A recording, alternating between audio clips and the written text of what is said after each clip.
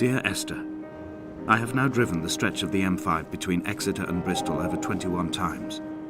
But although I have all the reports and all the witnesses, and have cross-referenced them within a millimetre using my Ordnance Survey maps, I simply cannot find the location. You'd think there would be marks to serve as some evidence. It's somewhere between the turn-off for Sanford and the welcome brake services. But although I can always see it in my rear-view mirror, I have as yet been unable to pull ashore.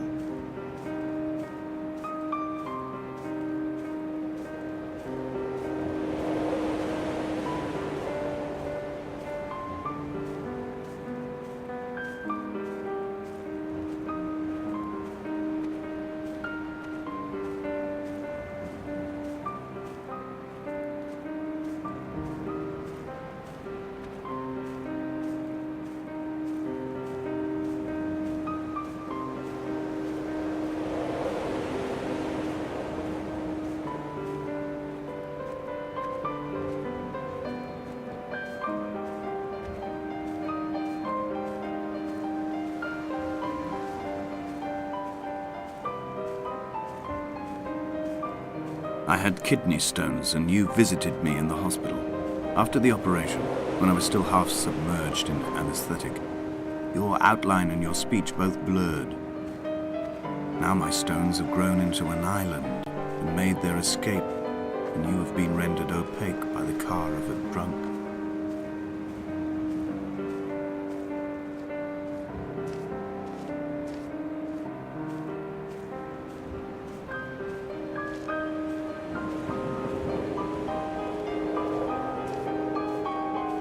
What charnel house lies at the foot of this abyss? How many dead shepherds could fill this hole?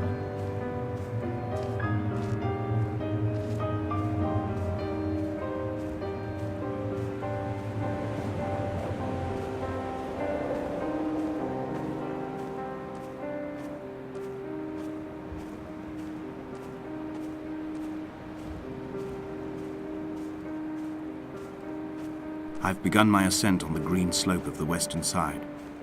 I've looked deep into the mountain from the shaft and understood that I must go up and then find the way under. I will stash the last vestiges of my civilization in the stone walls and work deeper from there. I'm drawn by the aerial and the cliff edge. There is some form of rebirth waiting for me there.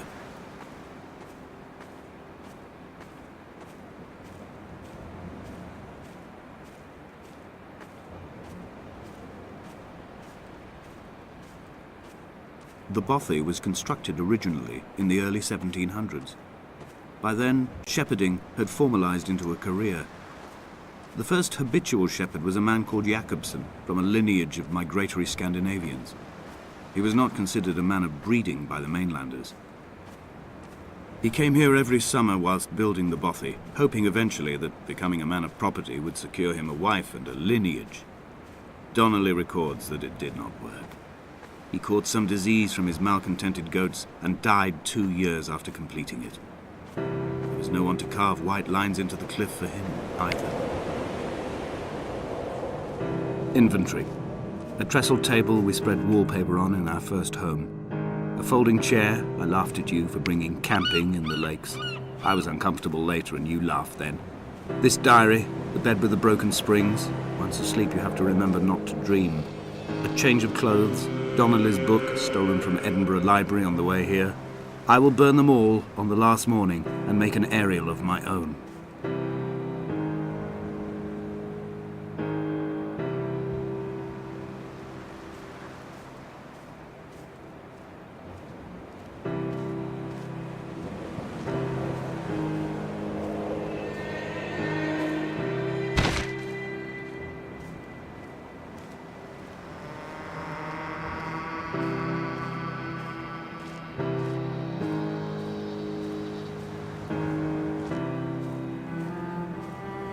He left his body to the medical school and was duly opened out for a crowd of students 21 days after his passing. The report is included in my edition of his book. The syphilis had torn through his guts like a drunk driver, scrambling his organs like eggs on a plate. But enough definition remained for a cursory examination, and, as I suspected, they found clear evidence of kidney stones. He's likely to have spent the last years of his life in considerable pain. Perhaps this is the root of his laudanum habit. Although its use makes him an unreliable witness, I find myself increasingly drawn into his orbit. They found Jakobsen in early spring. The thaw had only just come.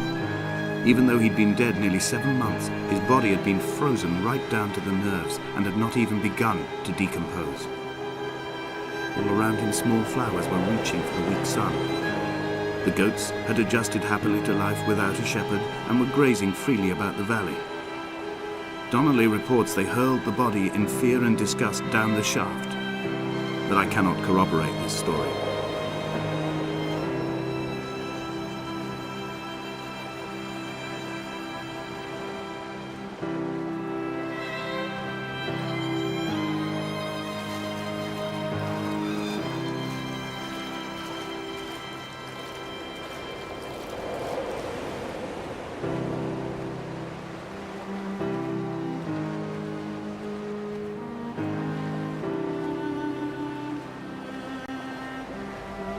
Climbing down to the caves, I slipped and fell and have injured my leg. I think the femur is broken. It is clearly infected. The skin has turned a bright, tight pink, and the pain is crashing in on waves, winter tides against my shoreline, drowning out the ache of my stones. I struggled back to the bothy to rest, but it has become clear that there is only one way this is likely to end. The medical supplies I looted from the trawler have suddenly found their purpose. They will keep me lucid for my final ascent.